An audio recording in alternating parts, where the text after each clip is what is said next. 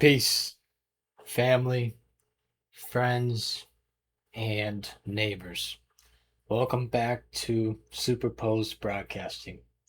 I am Leonidas Hamza, and today we are going to dive right into an herb week. This herb is the ultimate guardian of the cardiovascular temple, better known as Hawthorn.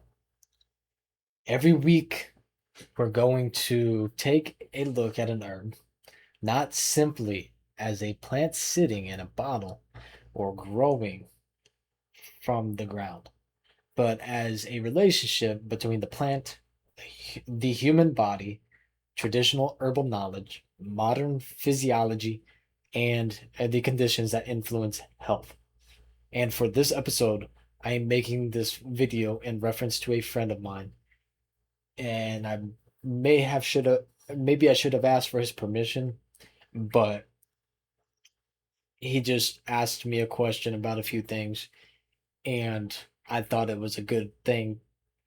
This would be a good reference to my herbal week because I wanted to make a knowledgeable video for him to understand where he's at and why he is where he is.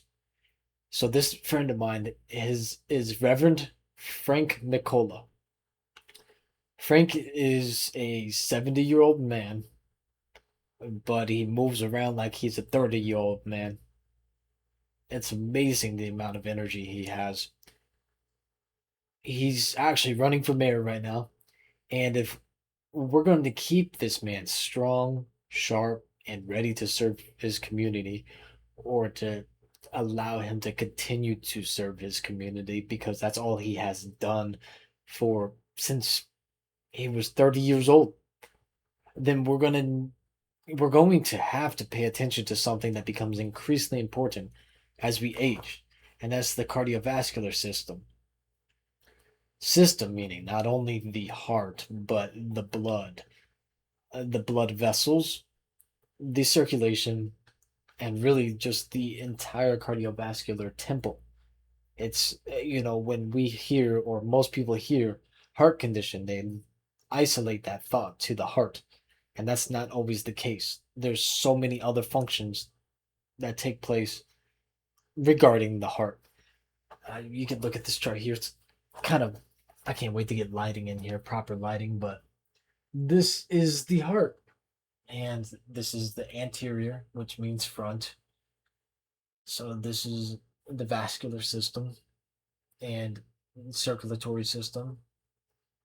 There's the thoracic, the neck area, and so on. But here's the heart here. I love this chart. I actually got this from an. Actually, I don't know where I got this from. Yeah, I don't even remember where I got this from. But anyways, I have this chart and it's amazing. It has all of these anatomical charts in it. Anterior arterial system, anterior venous system. See, there's some more. It tells you where the blood vessels run through. It tells you about the uh, everything. I mean, goodness. The aorta. Aorta is one of the largest suppliers of blood in the body. That's why when you get shot right there in the sternum, you bleed out. Anyways, not to take a dark turn, the cardiovascular system, the cardiovascular temple. My good friend Frank decided to put his cholesterol medication down, and I will say this one time and one time only in this video. I never told him to put down his medication. I am not a doctor. I have no intention of being a doctor. I cannot tell people and will not tell people to stop taking their medication. Sometimes there's reasons to take medication. I Everybody's got to make their own decision for themselves. Know thyself, do what you want. I don't know exactly what the medication he was taking, so I'm going to assume that specific drug. But well, I'm not going to assume his specific drug, but most cholesterol lowering medication, particularly is statins, and they're extremely common, especially in older adults. And before we talk about Hawthorn, I want you to understand what we're actually talking about. Because if we're going to consider another approach, we need to understand the approach we're moving away from. Statins are a class of medications designed primarily to lower LDL cholesterol in the bloodstream. Cholesterol does not mix with water. It travels through the bloodstream inside packages called lipoproteins. Cholesterol is a waxy, fat like substance made by the liver and also found in certain foods, which your body needs to build healthy cells, make hormones, and produce vitamin D. They do this by inhibiting an enzyme in the liver called HMG CoA reductase, which is 3-hydroxy 3-methyl either gluto what is it? It's 3-methyl glutyl arterial coenzymes a reductase, which is the complex chemical structure that the enzyme interacts with during cholesterol production, essentially controlling the most important step in the biological pathway that converts fats into cholesterol. And I'm not gonna lie, some of these medical terminologies that they use, the medical terms, they're extremely hard to pronounce. And so if it's not something that you're saying all the time, they become tongue twisters. So in my case, I need to really practice the words if I'm going to talk about them in my videos. I promise to. These videos will get so much better. The lighting will get better. Everything will get better. I think the sound has gotten better. So that's one step. The wideness of the video, that's step two. Now I need proper lighting and we'll go from there. But anyways, when a statin inhibits that pathway, the liver produces less cholesterol internally and, importantly, increases its uptake of LDL particles from the bloodstream. The result is lowering circulating LDL cholesterol. And this is important because LDL isn't simply some poisonous substance that doesn't belong in the body. Okay, so that you hear good cholesterol and bad cholesterol, we'll get into that. But cholesterol itself is essential. Again, the body needs cholesterol to make cell membranes, hormones, and even bile acid. Bile is what is produced from your liver. Okay, so, and other substances that are also necessary for life. Now, the problem isn't that cholesterol exists. The question is, where is it? How much is circulating? How long is it circulating? And what is happening to the blood vessels it's traveling through? Okay, because when we start to have blood pressure issues, it's plaque building up. You've probably heard LDL is called the bad cholesterol and HDL called the good cholesterol. But that description is a little too simplistic. LDL stands for low density lipoprotein. LDL particles transport cholesterol and other lipids from the liver toward tissues throughout the body. HDL stands for high density lipoprotein. HDL particles in what is commonly called reverse cholesterol transport, helping move cholesterol from peripheral tissues back toward the liver. So, really, we aren't talking about two different kinds of cholesterol.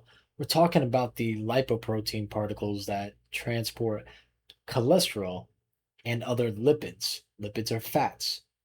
And this distinction matters. It matters because the cholesterol isn't the enemy.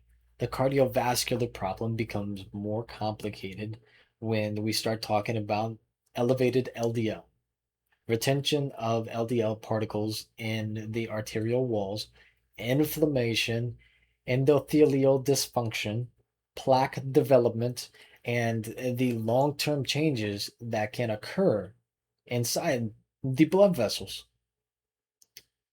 Okay, so this is why lowering LDL can reduce cardiovascular risk in appropriate patients. And this is one of the primary reasons statins have become such an important tool in modern cardiovascular medicine. But here's where I want to take the conversation in a different direction.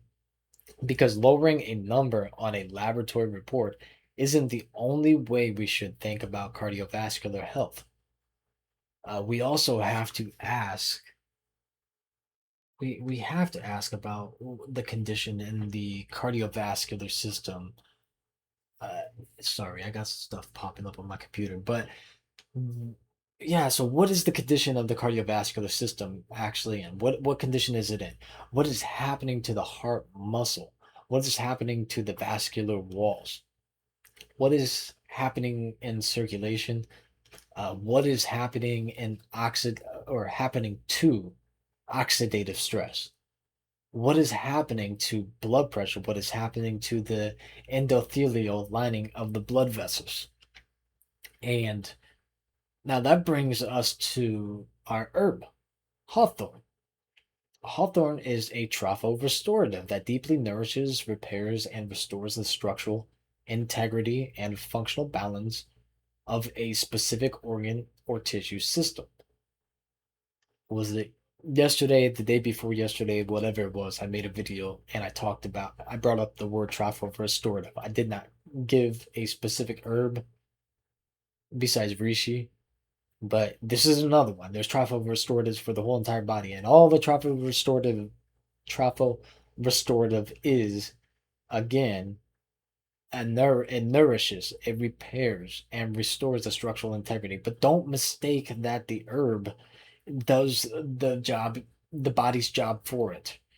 The herb comes in and gives these cells what they need, and the tissues and the systems what they need, and then the rest leaves the body.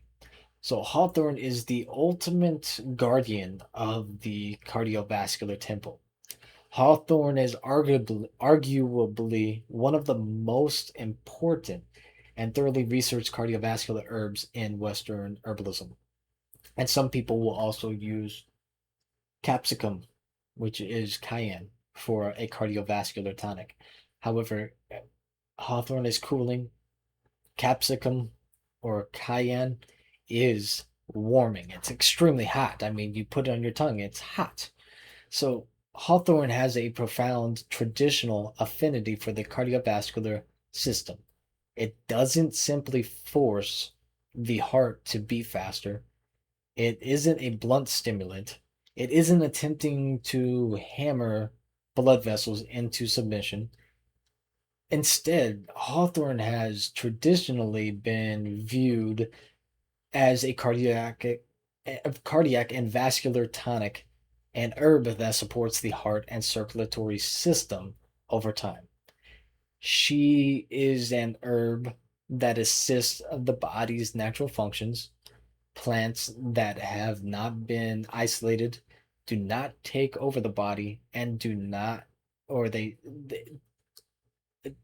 plants that have not been isolated do not they don't like I said earlier, they don't take over the body, they don't do the body's natural job for the body, they assist the body. And this is where herbalism begins to look at the body differently than isolated allopathic medicine. When I study an herb, I don't want to look at only one system. I want to look at the plant through multiple traditions and multiple lenses because different medical traditions developed different ways of describing the same extraordinary biological relationship between plants and people. They're almost all talking about the same thing, and they're just different metaphors, all the different systems I have been talking about. Okay, so from Western energetic tissue states perspective, this is one system. I would place Hawthorn primarily in a picture of cold and atrophy paired with damp and stagnation. Okay, think about what happens to the cardiovascular tissues as we age. Tissues can lose tone. Okay, circulation can become less efficient. Blood vessels can become less resilient. The cardiovascular system can experience accumulated stress and structural damage or structural change. This is where the traditional concept of a trophorestorative becomes very important. Hawthorn has an affinity for cardiovascular tissue and has been investigated for effects on coronary blood flow, vascular tone as well, and also cardiac function and oxidative stress. So I want to be very precise here, extremely precise, really. Traditional herbal language and modern biochemical language aren't completely identical. So when I say cold, damp, stagnation, or atrophy, I'm speaking within an energetic and tissue state framework. These aren't laboratory diagnoses. This isn't terminology you would hear or nor use in a lab. They would look at you crazy, essentially. If you were a biochemist or a chemist, a biologist, yeah, they might look down on you for a little bit until maybe they might not ever understand you. But anyways, they're just ways of again of describing patterns. And so the Hawthorn is a traditionally it is traditionally selected when those patterns suggest a cardiovascular system that needs support, nourishment, tone, and movement. And typically, when you get up in the age of, well, honestly, past 40 years old, that's really when you need to, because now you have 40 years of wear and tear, stress, and strain that has been put on your heart from external environments and internal environments. So, if you notice, most people really their diseases or diseases begin at around the age of 40 when the body starts breaking down. But in traditional Chinese medicine, going forward, in traditional Chinese medicine, hawthorn berry is known as Shan Zha. Shan Zha. It's Shanzha. And this is called pinyin. Yeah, yeah. The language for tradition TCM is pinyin. It has traditionally been associated with food stagnation and blood stasis. And this is particularly interesting when we're talking about the cardiovascular system. Shanju, not Ju, Shanja, has it has historically used or been used in the context of digestion, accumulation, and movement. It is particularly associated with the digestion of heavy, rich foods. From the traditional perspective, stagnation isn't simply something sitting still. Stagnation is a failure of movement. So, stagnation is somebody that sits on their video game for 12 hours a day. Well, your lymphatic system doesn't have a pump. Moving your extremities, going for walks, going for runs, or getting on a rebound that moves your lymphatic system. Otherwise, it becomes stagnant and metabolic waste starts to back up, and then you build up systemic waste. And yeah. So, and the cardiovascular health is fundamentally about movement. Blood must move. When blood moves, oxygen must move, nutrients must move. It all moves through the blood. Waste products must move. The heart must contract and the heart must relax. The vessels must respond, and the entire system is dynamic. And what makes it so dynamic is all of this happens automatically. That's what's really fascinating about this. Everything is in, well, the autonomic nervous system is in control of all of these functions, and they all happen without a single thought. So the traditional idea of blood stasis gives us an interesting framework for thinking about circulation. But again, we shouldn't confuse a traditional energetic diagnosis with a modern diagnosis of atherosclerosis. Atherosclerosis. Yeah, atherosclerosis. Again, tongue twisters.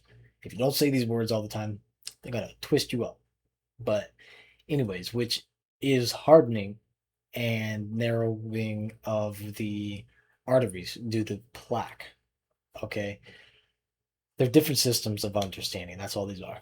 And Ayurvedic herbalism provides another perspective. Hawthorn can be considered through the relationship between the heart, circulation, digestion, and the constitutional patterns of Vata and Kapha. The heart is known as Vidya, yeah, Vidya in Ayurvedic medicine or Ayurvedic herbalism. The heart holds an important place in Ayurvedic thoughts. And when we think about cardiovascular health through an Ayurvedic lens, we again encounter questions of movement, accumulation, nourishment, and balance. So the beauty of these traditional systems is that they don't necessarily begin by asking, what is the disease?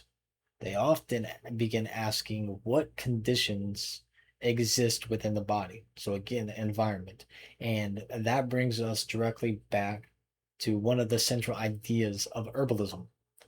And that is change the conditions and you change what the body is capable of doing. The condition is the environment. Then we have Western herbalism, which provides a tissue state perspective. Hawthorn can be considered through the relationship between the cardiovascular system and the tissue states of cold and atrophy paired with damp stagnation. When we speak of atrophy in this context, we're talking about a weakened, lax, or diminished cardiovascular tissue and function. When we speak of stagnation, we're looking at sluggish circulation and the accumulation of conditions that interfere with healthy cardiovascular functions. And Hawthorn, again, is considered as a classic cardiovascular trophorestorative in Western herbalism. But not only Western herbalism, in all the systems I have been showing you, it has a particular affinity for the heart and circulatory system, traditionally used to nourish, tone, strengthen, and restore cardiovascular function over time. That is what a trophorestorative is. And this brings us back again to one of the fundamental principles of tissue state herbalism. We don't simply ask what system or what symptom needs to be suppressed. We ask what condition exists within the tissue. If the tissue is cold and atrophied, we ask how to restore vitality.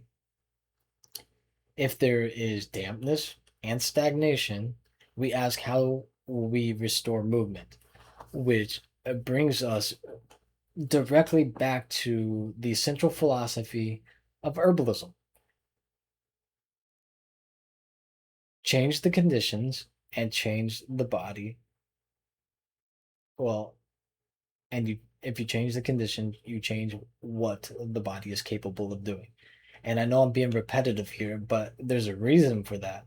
It's because I really want to drill into people what they should and should not be doing. And I want people to truly understand what I am saying here because this is beyond important. This is needed because majority of people do not trust doctors. I'm not telling you not to trust a doctor, but it is understandable why most people don't trust doctors. A lot of harm has prevailed from trusting individuals who we're supposed to trust with our lives. Okay, so it's it is what it is. And so really, if you want to help yourself and help those you love, then just understand that that is why I have to be repetitive in this situation. Okay, if we move on we can from Western to now traditional African herbalism. It's the global indigenous herbalism provides another perspective. Hawthorn can be considered through the restoration of vital rhythm and the clearing of deep-seated patterns of circulatory stagnation that can diminish physical stamina, resilience, and emotional vitality. As the body ages, the cardiovascular system is fundamentally uh, rhythmic. The heart contracts again and it relaxes. Blood moves through the vessels. Oxygen and nutrients are delivered to the tissues. Metabolic waste is carried away. Life itself depends on the continuous movement. When that rhythm becomes compromised, the effects aren't necessarily limited to the heart. Diminished circulation and cardiovascular vitality can influence physical endurance, strength, energy, and really the individual's ability to remain fully engaged with life. That comes with, I mean, a lot of people can't be fully engaged with life because now they have IBS or they have anxiety, depression, PTSD. There's a lot that happens up here because of what is happening right here in our heart. Within this lens, Hawthorn can be understood as a cardiovascular protector and restorative bitter sour tonic, a plant traditionally associated with strengthening the physical pump, supporting circulation, and restoring vitality against the wear and tear of aging. Another important principle here is that health is not simply the absence of disease, it is the preservation of vital functions. The goal is not merely to make a cardiovascular measurement look better. The goal is to preserve the rhythm, strength, resilience, vitality, which allows a person to continue moving, thinking, working, participating, connecting, living, being a part of the community. Once again, we return to the central question of herbalism. What conditions exist within the body, and how can we change those conditions so that life can function more fully? This is vitalism. Okay, so now let's move from traditional energetics into phytochemistry. I want to be very clear about phytochemistry. There's a distinction between this and constituents, which are the actual physical chemical compounds that live inside the plant. Hawthorn contains a number of biological active constituents, including flavonoids, which are pertains to pigments and vascular tone. They are water and alcohol soluble. They are related to the polyphenolic family. Then we have the oligomeric procyanidins. They are condensed tannins and tissue repairs. They are also water alcohol soluble, polyphenolic family, related to the polyphenolic family. but water soluble means they're good for making teas. So Hawthorn can be a really good tea because you have water soluble constituents or water soluble phytochemistry, really. So and then alcohol soluble phytochemistry. We have we have tinctures for that. The tinctures, the alcohol, the ethyl breaks down the cellular wall of the plant, and now you suspend those that phytochemistry and the constituents in the matrix of the solution. Then we have to tritopenoids, with tritopenoid compounds. They are, again, that anti-word, but they're anti-inflammatory. So that pertains to heat. It cools inflammation, high histamine, and they're structural supportive. So that's fat and oil soluble. They're related to the terpenoid family. So, and then there's other polyphenolic constituents and phytochemistry within this plant, which would be a much larger dive into. But these are the important phytochemistry. This is the important phytochemistry and constituents of hawthorn. This gives you a basic idea of what is happening underneath the herb that you see, the hawthorn that you see, the hawthorn berry. See, that's the hawthorn berry. I made a part one with the hawthorn tree. These are not ripe yet. They would be cherry red. They will be ready to pick in October or autumn, really. Autumn, October, whatever. But among the flavonoids associated with hawthorn are compounds such as vitexin, hyperoside, hyperoside, and quercetin. Those are other very important things to know in the hawthorn. And you can go and look at the transcripts of this to see how all of these are how these are spelled essentially. YouTube has transcripts which I find fascinating. And so these compounds, they have antioxidants and other biological activities that have been investigated in cardiovascular research. And this gives us an important bridge between traditional herbalism and modern science. Traditional herbalists may describe hawthorn as a cardiovascular tonic, and modern researchers can isolate constituents, or they do isolate constituents in phytochemistry. They study their effects on cells and tissues. They do all this in petri dishes and on other animals, and they investigate what happens to vascular and cardiac function. They're asking different questions about the same plant.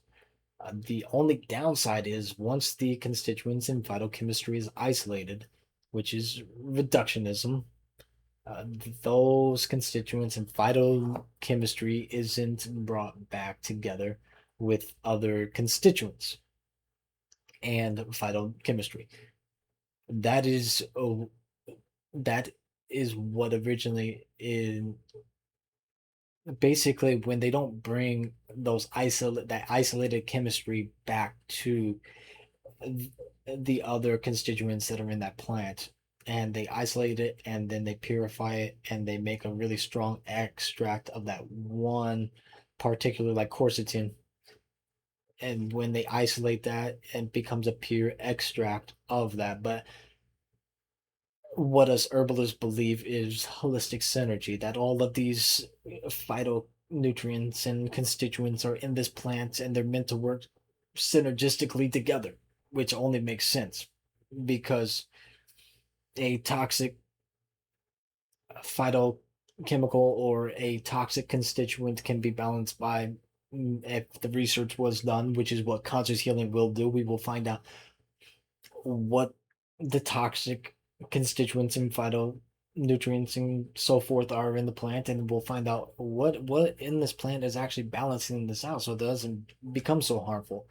And we want to prove that we should not isolate these this phytochemistry, and it causes harm. But that'll take time to prove. It'll take me building a lab with conscious healing, and that will take a little bit of time, not too long. But if we come back to LDL now, one of the things we need to understand is that cardiovascular disease isn't simple, or it isn't simply your cholesterol number is high. The biology is much more complicated. LDL particles can enter and become retained within the arterial wall. Once there, they can undergo changes that contribute to inflammatory processes and the development of atherosclerotic plaque. I cannot. My apologies, but anyways, I think you get the point. Oxidative stress is part of that larger picture. This is one reason antioxidant compounds found in plants are scientifically interesting. Hawthorn contains polyphenolic compounds and antioxidant activities. But here, here's an important distinction. Antioxidant activity is in a laboratory experiment is not the same thing as proving that taking Hawthorn prevents arterial plaque in a human being. That's where we have to remain intellectually honest. Hawthorn is fascinating. Hawthorn has a long history, it has been studied, but we shouldn't claim that science has already proven every traditional use. There is still much to learn. This is again why conscious healing will develop into a research facility as well. We will have chemists and labs, and we will, it's going to be wonderful.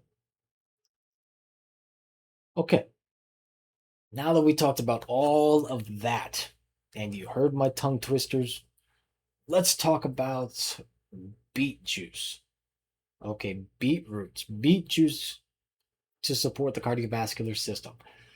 This is where things get really interesting because beetroot gives us another completely different biochemical pathway.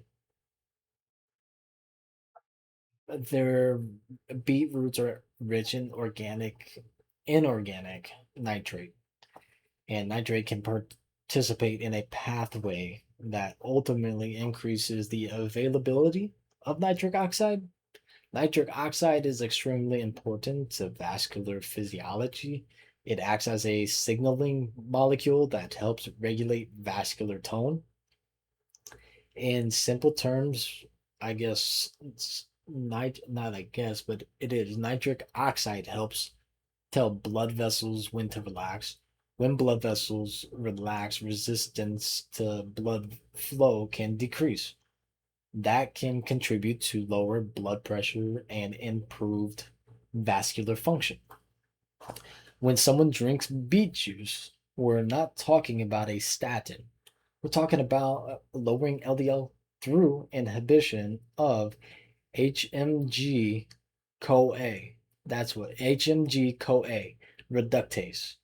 We're talking about a completely different physiological pathway, and that's what makes this so interesting. Statin, beetroot, and hawthorn. Think about these three things side by side. A statin primarily targets cholesterol metabolism and LDL reduction. Beetroot nitrate supports nitric oxide signaling and vascular relaxation. Hawthorn is traditionally used as a cardiovascular trophorestorative and contains compounds being investigated for effects involving cardiac and vascular function, oxidative stress, and blood flow. These aren't the same thing. And that's an important distinction to make here, because I don't want this podcast to become take this herb instead of your medication. That's not what I'm saying here. I'm saying understand your options, understand your body, understand what you're putting into your body, and understand what each intervention actually does for your body. So we have to ask ourselves, can Hawthorn replace a statin? Now we arrive at the question everyone is probably thinking. If Hawthorn is so good for the cardiovascular system, can it replace a statin? The honest answer is we don't have we don't have the sufficient evidence to say that it can. Not yet, and that's okay. We have to just be honest. We can't make invalid claims. And herb doesn't have to replace a pharmaceutical drug to be valuable. Hawthorn can be studied for what it actually does. Beetroots, they can be studied for what they actually do. And nutrition can be studied for what it is. Exercise can be studied, sleep can be studied, stress reduction can be studied, pharmaceutical medications can and have been studied. The mistake is thinking we have to choose between nature and science. Nature is the subject of science. Plants are chemistry. Your body is chemistry. The question is how these chemicals interact with biological systems. This is why I call the heart and well, this is why I call the heart, yeah, the heart and vascular system a temple. Okay. In traditional Chinese medicine, they say that the spirit resides in the heart. Whatever. Because the cardiovascular system is not just a pump and a collection of pipes, it is a living, responsive network. The heart is a muscle. The vessels are living tissues. The endothelium is a biologically active. The blood is transporting oxygen, nutrients, hormones, immune cells, and metabolic products uh, all throughout the body. And everything is connected. Literally, everything is connected in the body in some way or another. So when we talk about the cardiovascular health, we should reduce the conversation to one number on a laboratory report, on a laboratory report, and that is LDL cholesterol. Blood pressure matters, blood glucose matters, so inflammation matters, physical activity matters, nutrition matters, body composition matters, stress matters, sleep matters, age matters, genetics matter, and the condition of the cardiovascular tissue matters. Okay, so this is where I return to the language of herbal energetics. When I describe Hawthorn as cooling, particularly in the context of relieving heat and excitation, wind and tension, I'm describing a traditional way of understanding the conditions within the body. Excessive excitation, tension, irritation, stagnation, uh, a system that has lost its rhythm essentially, a system that is out of balance, okay, or unaligned. And from that perspective, Hawthorn is interesting because isn't simply a stimulant. It is traditionally approached as a plant that supports balance, tone, nourishment, and movement within the cardiovascular system. The goal isn't to force the body, the goal is to support the body's ability to function.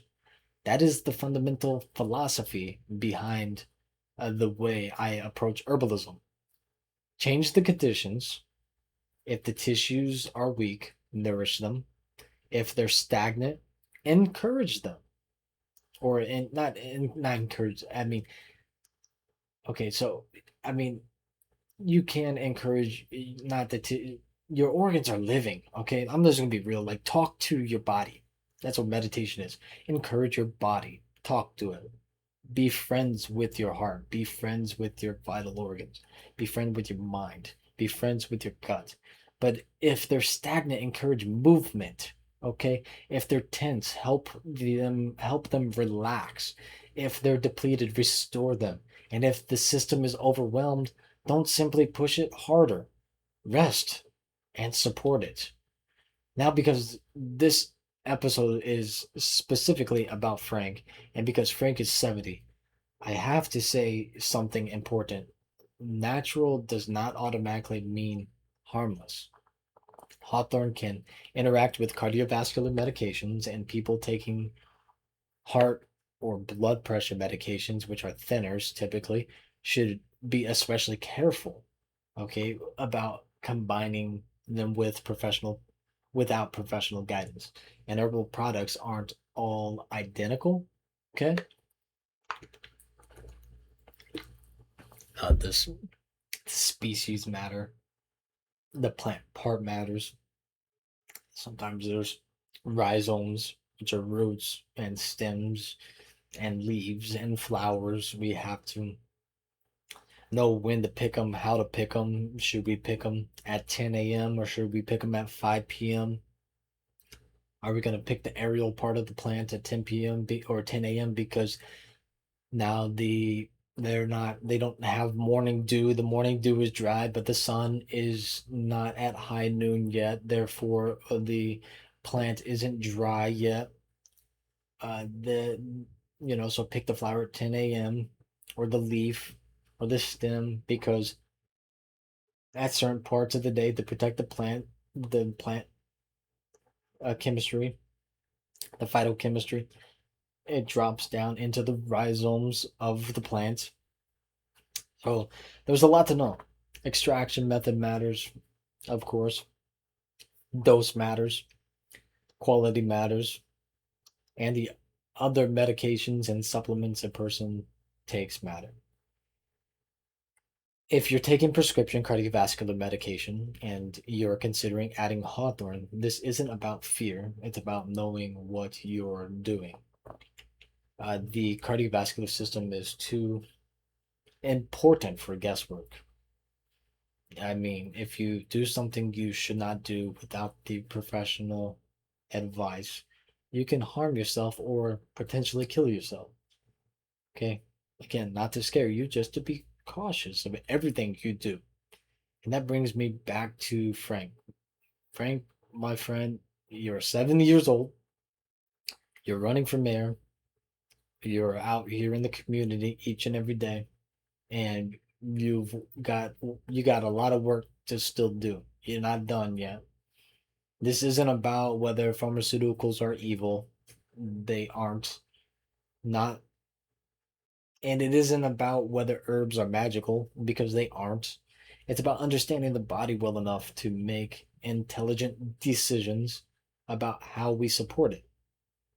If you're drinking beet juice, understand what you're doing. If you're taking Hawthorn, understand what you're taking. If you're prescribed a statin, understand what that statin is doing. That's why I made this video, Frank. So you, and not only you, but others that are in the same position as you, can know what they're doing and why they're doing it, and essentially know their LDL, know your HDL, know your blood pressure, know your cardiovascular risk, and don't make decisions based on fear of pharmaceuticals or blind faith in natural products. I'm not the one to sit here and promote something and say that this is a cure all or this is the answer to all your problems. First of all, if you take something in blind faith and you have fear, this is called a placebo. And it's not going to have a good effect or no effect at all. 90% of what you do happens because of what you think. If you believe it, then it shall be so. And if you believe it, it is already so. So if you believe that this isn't going to help you, then it's not going to help you. If you believe this is going to help you, whatever it is that you are willing to try, it will help you. Believe me. Make decisions based on knowledge. So, what makes Hawthorn so special? It isn't because Hawthorn is a miracle cure. It isn't because it can magically erase plaque, and it isn't because it can simply replace every cardiovascular medication. It is simply because of its extraordinary relationship with the cardiovascular system. So, across different traditional systems and regional herbal traditions, hawthorn has been recognized as a plant with important relationships to the heart, circulation, digestion, and the movement of blood and accumulated materials through through the body. Yeah. So Western herbalism developed a particularly strong understanding of hawthorn as a cardiovascular trophorestorative, while traditional Chinese medicine developed its own understanding of hawthorn fruit through concepts such as food stagnation and blood stasis. Ayurvedic medicine offers another perspective through its understanding of Vata and Kapha, and then the Vidya, which is the heart, Vidya. And these different terminologies in this different languages, it's spelled Hridya, but it's not pronounced, of course, the way that it's spelled Vidya, heart, circulation, nourishment, movement, and accumulation. So Vata and Kapha is circulation, nourishment, movement, and accumulation in the case of Hawthorne. While Hawthorne does not hold the same classical position in the Ayurvedic that it holds in Western herbalism or that Shan Zha, Shan Zhu holds in traditional Chinese medicine, its properties and relationship to the cardiovascular system can still be examined through an Ayurvedic framework. Same goes for traditional African medicine, and broader indigenous herbal traditions offer another important perspective. And I have to say that when it comes to African herbalism, there's many different systems in Africa, but one that places greater emphasis on vitality, rhythm, resilience, circulation, physical endurance, and the relationship between the individual and the living world. Uh, so we're not to just basically treat African herbalism as a single uniform system, or to assume that every African tradition historically used hawthorn in the same way. There's some stuff that's just not recorded. But what I am sharing here is I will share the book on my website from how what I learned regarding the African herbalist system. And so basically I'll have a whole thing on the website, Conscious Healing website, and it'll be referencing all the different books that you should read if you want to understand where I'm coming from. So the distinction is very important. The purpose of bringing these systems together is not to pretend that they all said the same thing about Hawthorne. Okay, different metaphors, they have different perspectives, different energetics, and so forth. It is more so to allow this each system to contribute to its own way of understanding. And this is what phytosomatic psychology is: the bridge a gap between the canyon of these different perspectives, these herbal perspectives and these herbal systems. To I can't completely unify all of them, but I can bring them very close together and give a general understanding and show that they basically are talking about the same thing, but not completely, not all the time. And that's just the way it is.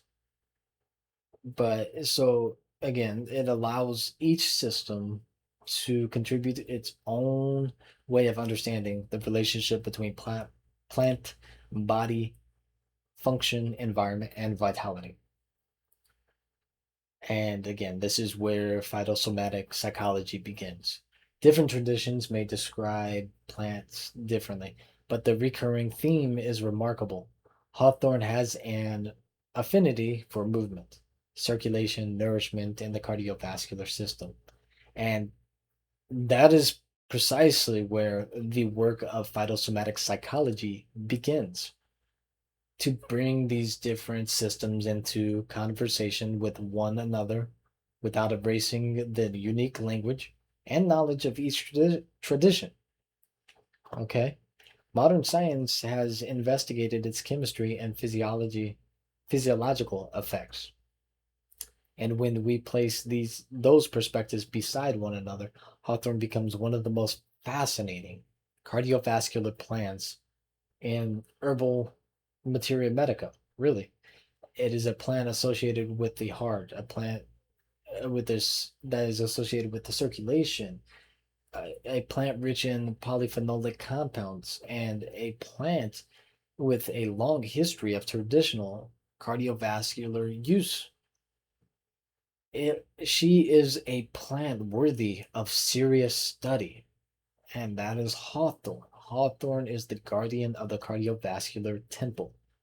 And once more for Frank and for everyone else entering the latter decades of life, the goal isn't simply to live longer. We have telomeres on the end of our DNA.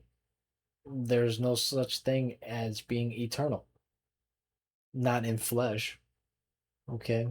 It's to remain strong, though, capable, mentally sharp, physically active, and engaged with the people and communities we love. My goal as a phytosomatic psychologist, as a family herbalist, my goal with conscious healing is to alleviate suffering. And that's what my goal is with Hawthorn. And that is what Hawthorn's goal is for us, to alleviate suffering. That's what cardiovascular health is really about. Because the heart doesn't exist in isolation, it exists to keep the entire temple alive. Um, so that's Hawthorne. That is about the most extreme dive you will probably get regarding Hawthorne. So thank you for listening. This is your one and only Leonidas Hamza with Superposed Broadcasting. Next week, we'll take another plant and ask the same questions. What does this plant have to teach about the human body? Until then, learn the plant, understand thy body, and change the conditions, internal and external. One last thing, don't forget to like, comment, share, subscribe, and even visit my other pages. Links will be, well, they will always be listed below. And if you are tuned in from Danville, Illinois, by the way, vote Frank McCullough for mayor 2027. Peace out, family, friends, and neighbors.